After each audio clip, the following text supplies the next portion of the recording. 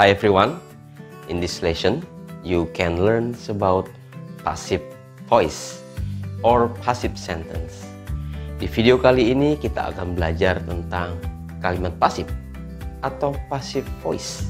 Oke, nah kalimat pasif kalau di dalam bahasa Indonesia kita biasanya menggunakan kata kerja yang ada di depannya.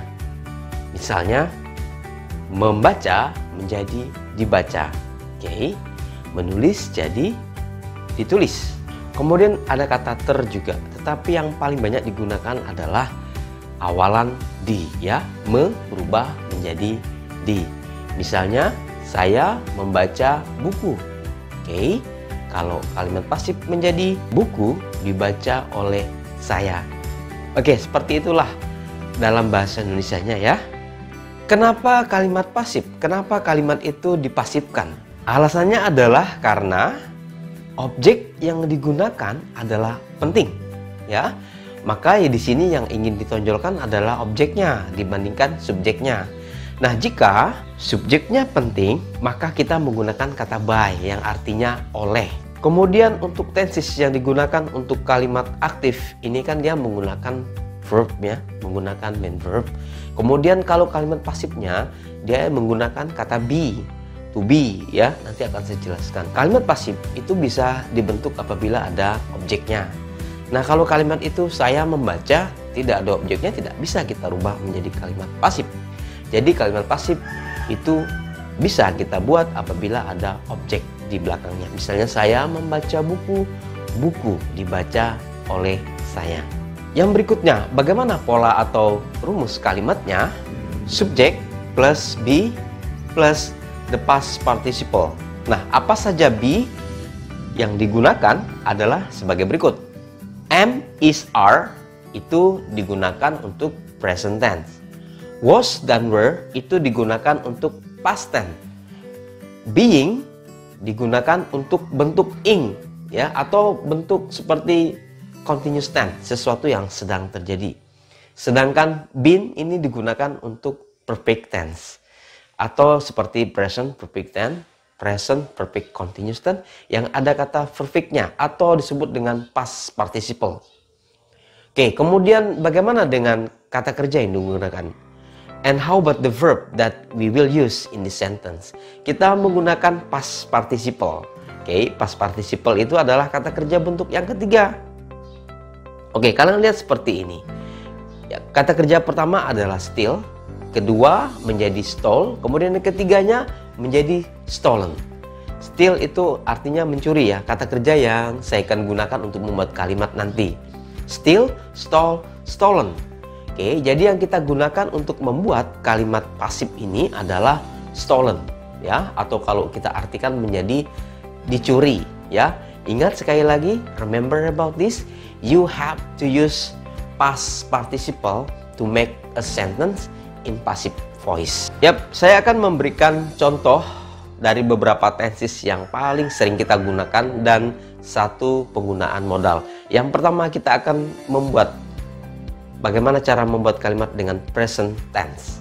Contoh kalimatnya adalah, oke, perhatikan di layar ini, someone steals the money every day. Itu adalah kalimat aktif, ya, seseorang mencuri uang itu setiap hari. Bagaimana membuat kalimat pasifnya? Kalimat pasifnya kita rubah objeknya menjadi subjek, ya. Objek menjadi subjek. Objeknya tadi adalah the money. Oke, the money. Nah, to be yang digunakan adalah to be, is, am, dan are karena dia present tense, ya. The money is still berubah menjadi kata kerja ketiga, yaitu menjadi stolen. Jadi, the money is stolen by someone. Oke, by ini boleh dipakai, boleh tidak. Oke, untuk kalimat negatifnya biasa saja. Setelah is itu tambahkan not. Begitu juga dengan kalimat-kalimat lainnya kalau membuat kalimat negatifnya. The money is not stolen by someone every day. Kalau kalimat pertanyaannya tinggal dibalikan saja, tadi menggunakan is. Is the money stolen by someone every day? Next, kita lanjut ke kalimat yang kedua, yaitu present continuous tense. Present continuous tense adalah tenses yang kita belajar untuk membuat kalimat atau aktivitas kita yang sedang terjadi. Oke, tetap kita menggunakan kata still. Misalnya, kalimat aktifnya, the someone is stealing the money. Oke, seseorang itu sedang mencuri uang. Bagaimana kalimat pasifnya? Kalimat pasifnya kita rubah dulu objeknya ke subjeknya, the money. Oke, jadinya the money. Nah, apa yang kita gunakan? Karena ini bentuk ing, maka kita gunakan being. Dan menggunakan to be bentuk present atau is, karena the money-nya satu. The money is being stolen by someone.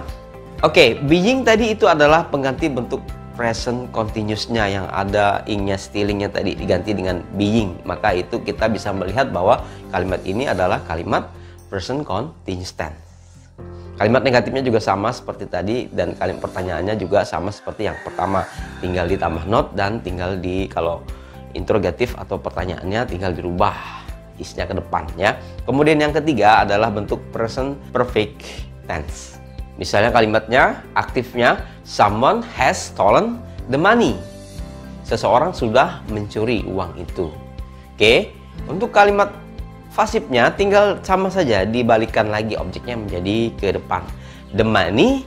Nah, karena perfect kita menggunakan kata atau to be been di sini ya. The money has been stolen by someone. Oke, seperti itu. Ya, ada kata has-nya masih tetap, kemudian ada kata been di setelah has-nya. The money has been stolen by someone. Sama untuk kalimat negatif dan pertanyaannya seperti contoh tadi ya, seperti di layar ini ya. Kemudian yang berikutnya, yang keempat, itu mengenai the simple past tense. Oke, kalimat aktifnya someone stole the money. Stole itu adalah bentuk yang kedua, seseorang telah mencuri uang itu. Kalimat aktifnya menjadi the money was stolen by someone. Ada kata was di situ karena bentuknya adalah bentuk simple past tense, makanya kita menggunakan was atau were. Karena subjeknya satu, maka kita gunakan was. Untuk negatifnya dan pertanyaan juga sama, tinggal menambahkan not di belakangnya dan dibalikan was-nya ke depan ya. Kemudian yang kelima adalah bentuk the simple future tense. Nah, simple future tense ini adalah kalimat yang terjadi atau suatu peristiwa yang akan terjadi ya, suatu prediksi misalnya. Nah, misalnya kalimat aktif, someone will steal the money. Oke, kita menggunakan will itu menunjukkan sesuatu yang akan terjadi. Bagaimana dengan kalimat pasifnya? Kalimat pasifnya seperti ini. Someone-nya ke depan, objek menjadi subjek. Objeknya ke depan, objeknya itu adalah the money. The money will be stolen by someone. Oke, uang itu akan dicuri oleh seseorang. Kalimat negatif dan pertanyaannya juga sama seperti contoh kalimat yang pertama seperti layar ini. Oke, bagaimana dengan model? Saya akan tambahkan dalam pelajaran ini ada model. Modelnya adalah rumusnya seperti sama dengan future tadi, yaitu model plus be plus past participle. Oke, misalnya Bob should mail it. Oke, Bob harus mengepost atau mengirimkan surat itu. It should be mailed by Bob. Contoh yang kedua, Bob must mail it. Pasifnya menjadi it must be mailed by Bob. Oke, seperti itulah semua kata modal atau semua kata kerja bantu modal itu bisa dipasifkan seperti contoh ini ya. Dan ingat tadi bahwa harus ada objeknya. Oke, demikianlah penjelasannya ya. Nah, yang paling diingat adalah untuk membentuk kalimat pasif ini mutlak kita harus menggunakan kata kerja bentuk yang ketiga. Wajib menggunakan kata kerja bentuk yang ketiga. Oke, saya berikan contoh terakhir ya. Saya membuat video. Oke, I make a video. Kalimat pasifnya menjadi a video is made by me. Oke, seperti itu. Yes, berikut adalah tugas atau task yang harus kalian kerjakan yang berhubungan dengan passive voice. Ini tugasnya.